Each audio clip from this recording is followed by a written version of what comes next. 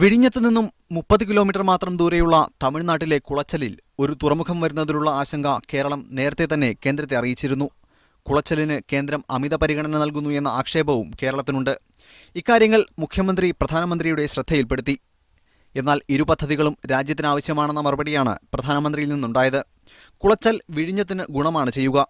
തുറമുഖങ്ങൾ തമ്മിലുള്ള മത്സരം അവയുടെ ഗുണനിലവാരം വർദ്ധിപ്പിക്കുമെന്നും മോദി പറഞ്ഞു. വിഴിഞ്ഞം പദ്ധതി സമയബന്ധിതമായി പൂർത്തിയാക്കണമെന്ന കേരളത്തിന്റെ ആവശ്യം അംഗീകരിച്ച പ്രധാനമന്ത്രി വിഴിഞ്ഞത്തിന് എല്ലാ പിന്തുണയും ഉണ്ടാകുമെന്ന് വ്യക്തമാക്കി. സംസ്ഥാനത്തിനുള്ള ധനവിഹിതം വർദ്ധിപ്പിക്കണമെന്നും നാണ്യവിളകളുടെ വിലത്തകർച്ച പരിഹരിക്കണമെന്നും കേരളം ആവശ്യപ്പെട്ടു.